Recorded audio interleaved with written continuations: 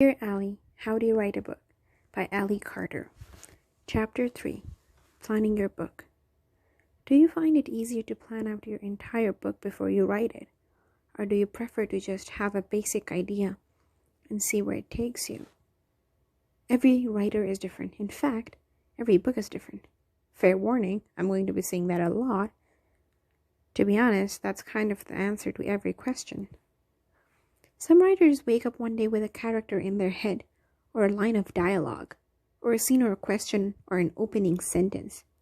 And then they sit down and they start writing, right then by the seat of their pants. That's why these writers are called pantsers. Other writers might start out with a seed of an idea, but they don't start writing until they've figured out who the characters are and what their goals might be in every single step that the plot is going to take. They outline, take notes, and often know the ending before they begin writing. These writers are called plotters. I know writers who start with nothing, and I know writers who start with outlines so detailed they're literally almost as long as the book itself. Neither way is right or wrong, good or bad. Every writer will have their own individual process. Hang out with writers and you'll hear that word over and over. What's your process? I hate my process. I'd love to streamline my process. And inevitably, I hate it, but it's my process. Finding your process is a huge part of being a writer, which is probably why we have an entire section in this book called Finding Your Process. George R.R. Martin of Game of Thrones fame has a quote of this topic that I absolutely love. Instead of talking about plotters and pantsers, he theorizes that authors are either architects or gardeners. Either we build and plan and diagram our stories like an architect, or we plant various seeds, then water and nurture them and see which one grows like gardeners. I really like that analogy because I tend to plant a lot of seeds as I write, things that I don't really know what they mean or if they'll grow into anything at all, but it's important for me to have them in there just in case. I find this especially important when writing series. It's really hard for me to know what will happen 2 or 3 books from now, but in the case of my Gallagher Girls series, I knew we would eventually have to answer the question of what happened to the heroine's missing father. When I was starting Embassy Row, I knew the royal family of this fictional European country would eventually come into play, so I added a mention of a teenage prince to book 1, and sure enough, he was hugely important in book 3. In the end, it doesn't matter if you're a plotter or a pantser, an architect or a gardener. Everyone's writing mind works in its own way, and you will find the process that fits you best. All that really matters is that you're a writer.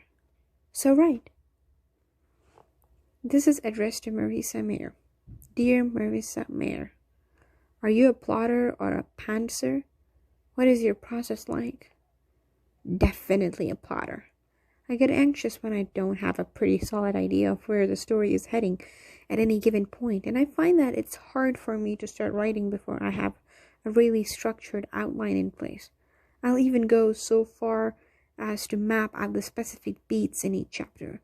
That said, I've done this enough times to know that things are always going to change from the initial outline, so I try to be flexible and let the characters take charge when they need to. This is addressed to Alan Gratz. Dear Alan Gratz, are you a pantser or a plotter? What is your process like?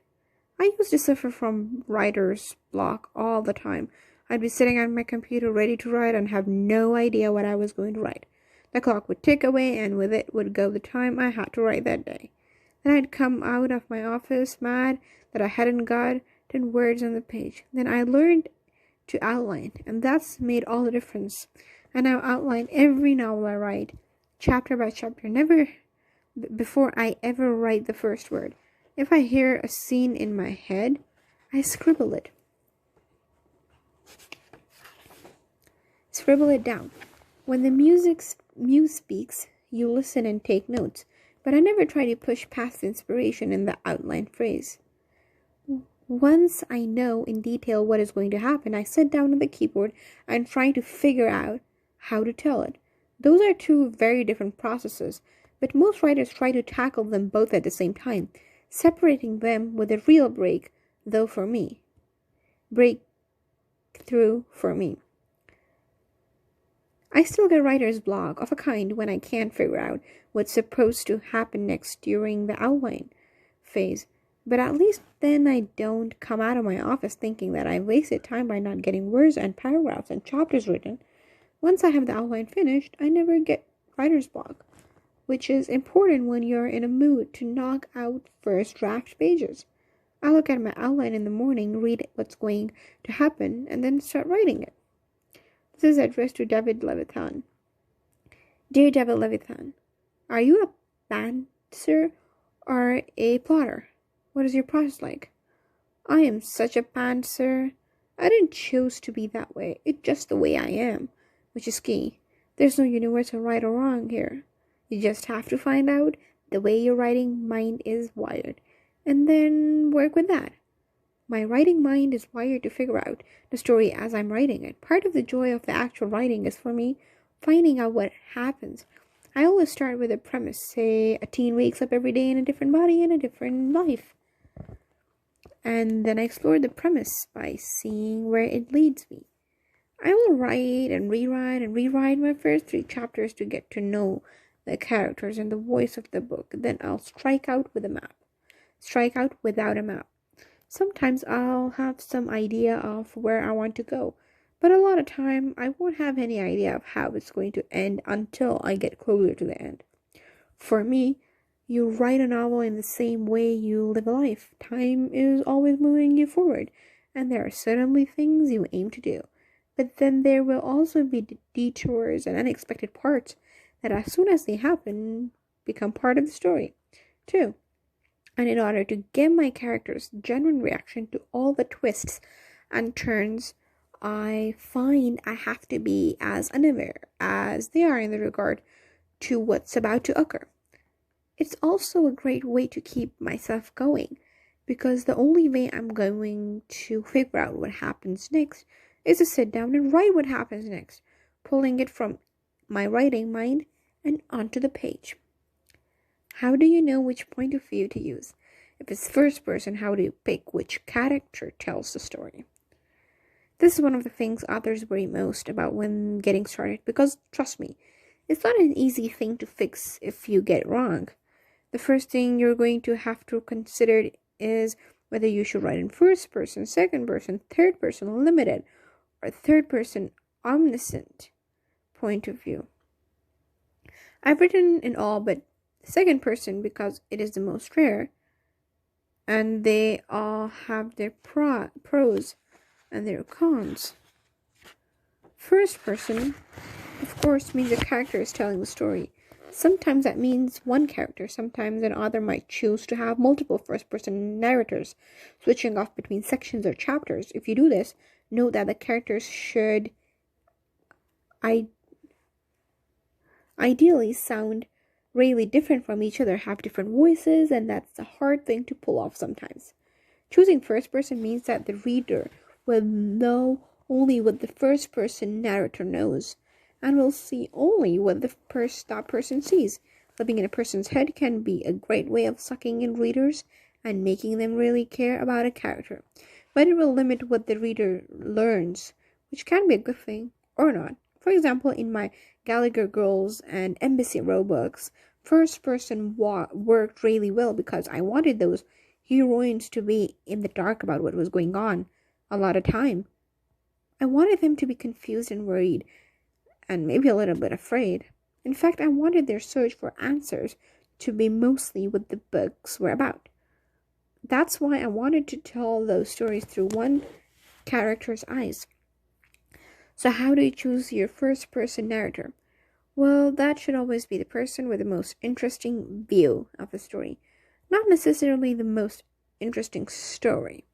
Think of it this way: if your book Where a movie, your narrator is the camera lens. Most of the time, that's going to mean your point of view character should be the main character. But sometimes that's not the case. Think, for example, about The Great Gatsby. Nick is the first person narrator of that classic novel, but Gatsby is, in every way, the star of the show.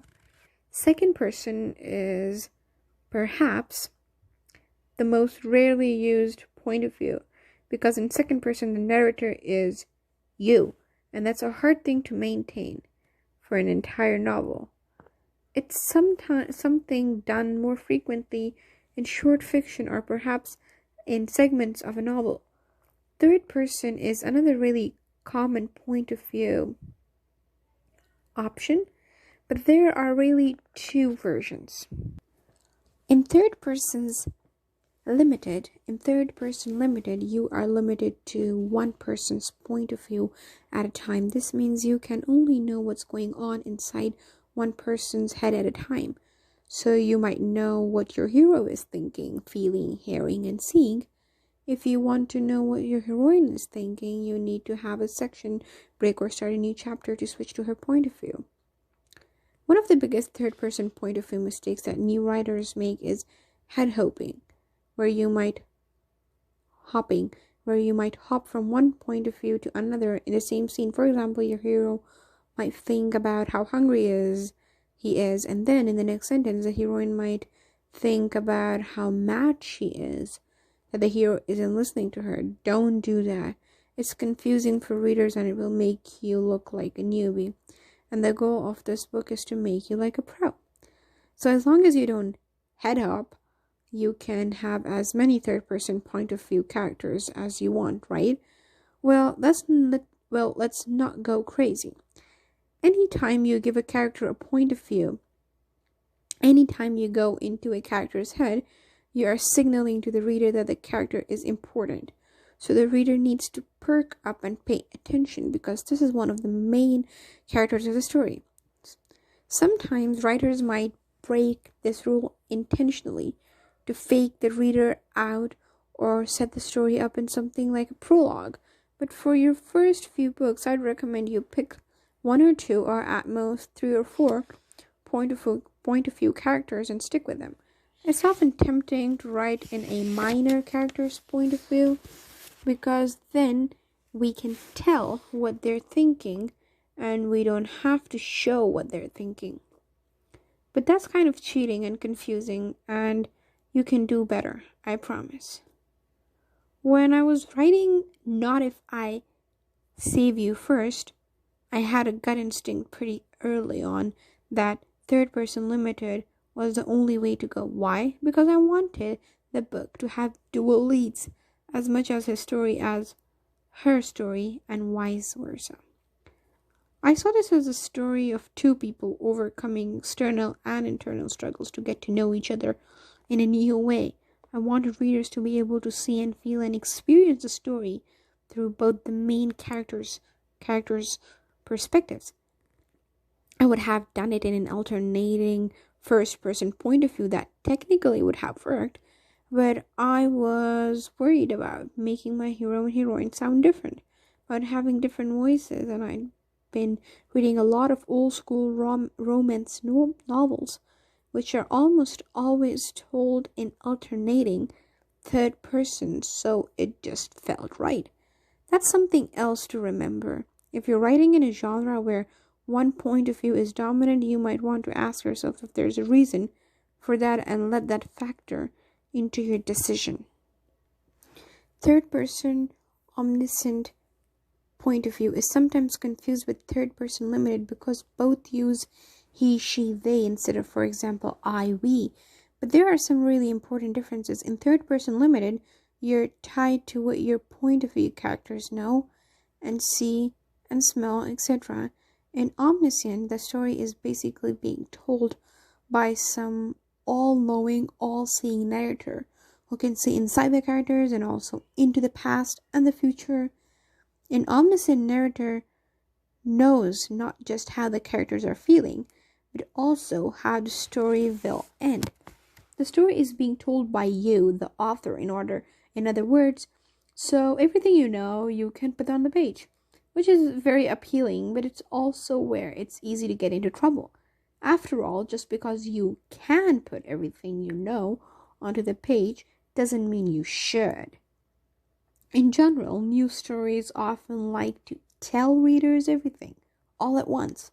This is often called an info dump. Molly was having a very bad day, which was about to get worse with a knock on the door. She opened it to see John outside, and Molly was mad. John was too. He and Molly used to be friends, but then she ate all the regular M&Ms and left only the peanut M&Ms, even though she knew John was allergic to peanuts, which his parents found out when he had a reaction when he was 4 and almost died. John also had red hair and green eyes and was taller than Molly now. He liked dogs more than cats and really needed a haircut.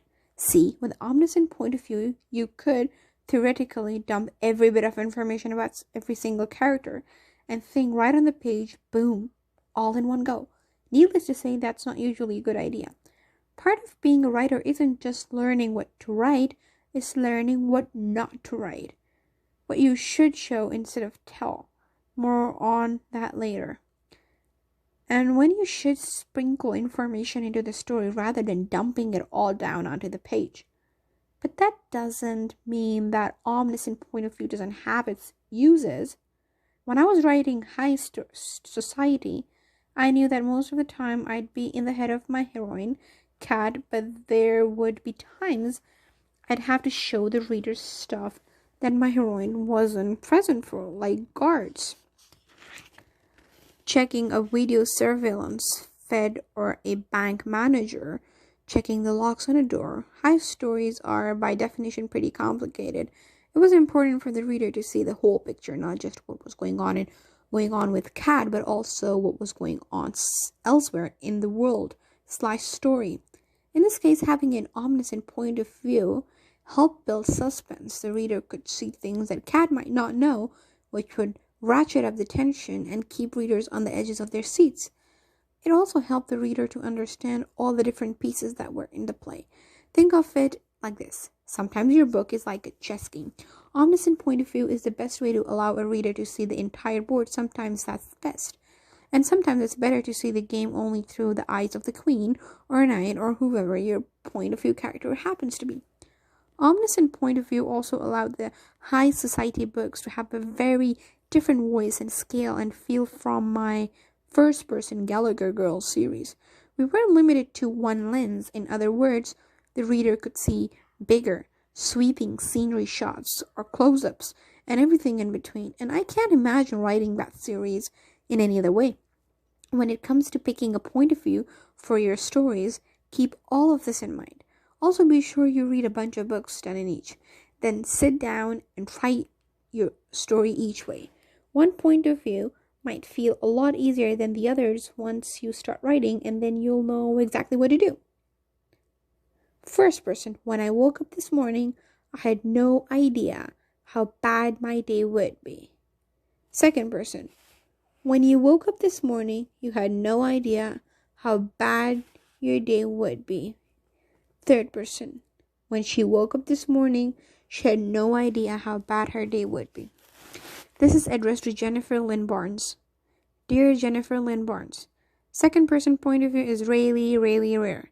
But you've used it. When? Why? How? I almost write in first person. That's the point of view that feels natural to me. And I love giving readers the opportunity to live in the protagonist's head and experience things as she experiences them. But when I sat down to write my natural series, I knew that I needed a second point of view to really tell the story. The series follows a secret FBI program and trains gifted teenagers to profile serial killers. My protagonist is a natural profile, meaning that she has an innate understanding of how to take little details about a person and their behavior and figure out their big picture personality, which she can use to predict how that person will act in the future. I know that I wanted to write first person from this character's point of view, but I also wanted to give the reader opportunity to do what the teens in the book are learning to do. get inside the heads of the killers. So, in addition to my protagonist's point of view, I also wanted to write some sections in the killer's point of view. That way, readers would try their heads at profiling the killer and figuring out who they were before the characters did. To start, I tried third person for the killer section, but that felt awkward because I didn't want the readers to know who the killer was or to explicitly give away anything about the killer's identity, not their age, not their appearance, not their gender. I briefly considered writing the killer section in first person, but that felt too intimate. Ultimately, I decided to try writing the killer's point of view in second person. So instead of saying he picks up the knife or I pick up the knife, the killer's perspective would be as you pick up the knife. From the moment I first tried the second person perspective, I knew it was the right one. It allowed readers to be close to the killer. But since second person is such an unusual point of view to write in, it didn't feel like I was normalizing what the killer was thinking. And as a bonus, I soon discovered that most things sound a lot creepier in second person. Looking back, I think the second paragraph's perspective worked in the Naturals books in a way that it wouldn't have worked in any of my other for two reasons. The first is that the killer's chapters are very short and occur infrequently throughout the book. So I'm not asking readers to spend too much time in perspective that might sound very odd to them at first. The second reason that particular point of view works is that I was able to explain my point of view choice to the readers in the book itself. As my protagonist is being taught to profile, her FBI mentor instructs her to always profile using either the words I or you rather than he or she, because the former bring you much closer to the killer. So when my protagonist thinks about a killer, she always mentally addresses that person as you. And then when readers get to actually see inside a killer's head, the narrator refers to the killer in the same way. Outside of the series, I never used second person, but having used it once made me realize just how many options I have when it comes to point of view. This is addressed to Elliot Streffer. How do you pick a point of view? I start with a plot and then figure out which character is best for the story, not which character will get through the narrative the easiest. But I'm not out to torture characters either. I come up with a character from whom the storyline will be most resonant. In Endangered, for example, which is the story of a girl surviving wartime in the Democratic Republic of Congo with an orphan bonobo at her side, I choose a 14-year-old mixed-race girl because A, the bonobos are matriarchal, so a female protagonist would be an interesting way to explore themes in female survival strategies among humans and apes.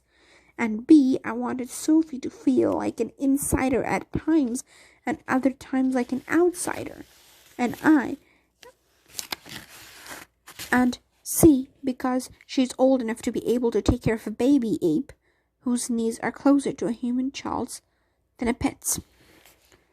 Should my book be written in past or present tense, and what's the difference? This is a really good and really important question. In fact, this is one of the first questions an author will ask themselves before any project. It's one that I worry about a lot because no one, and I mean no one, wants to get halfway through a book and realize they've been using the wrong tense and they're going to have to rewrite the whole thing. So past versus present, what's the difference and what do you use them? And when do you use them? For me, it's about perspective. If a book is written in present tense, then the hero or heroine isn't looking back on the things after the fact. No, we, the reader, are seeing things happen as they happen, right through the main character's eyes. If it's written in first person or third person limited, we feel the slap of the rain on her face. We hear the thunder, we hear the lightning, we are in the storm, and that can be incredibly powerful. Just like the characters, the narrator has no idea what comes next, and that adds an extra level of tension and conflict to a story. But present tense can also be a little disorienting. Sometimes that's what you're going for. My Embassy Rose series, for example, was present tense, and I can't imagine it any other way because Grace was a heroine who didn't know who to trust or how she was going to make it. The reader had to be with her right in her head as things were happening to really get what she was going through. In contrast, my Gallagher Girls series was first person, past tense. It was about a girl going to spy school, and each book was a report about what had happened that semester. By the time Cami sat down to write her report, she'd already lived through the events of the book, and she'd had some time to think about things, to reflect, to consider, to tease. For example, when the person telling the story already knows how the story turns out, you can drop hints about what's to come, which can be a powerful thing as well. If I'd known how the day would end, I never would have gotten out of bed. So how do you decide which to use? Well, when I'm starting a new book, I will often sit down and write the opening chapter a bunch of different ways. Present tense, past tense, first person, third person, omniscient. I'll write chapter 1 all the ways, and inevitably there will be one way that just feels right for chapter 2, and that is usually the winner. What's the best writing advice you ever got? By Julie Murphy. I've gotten 3 pieces of advice that have stuck with me. Number 1, read as much as you can. It's a free writing education. Number 2, the sooner you treat yourself like a professional, the sooner other people will too. You've got to put in the work. Number 3, writing advice isn't one size fits all, and it's perfectly okay to ignore advice that doesn't work for you, even when it's from your favorite authors.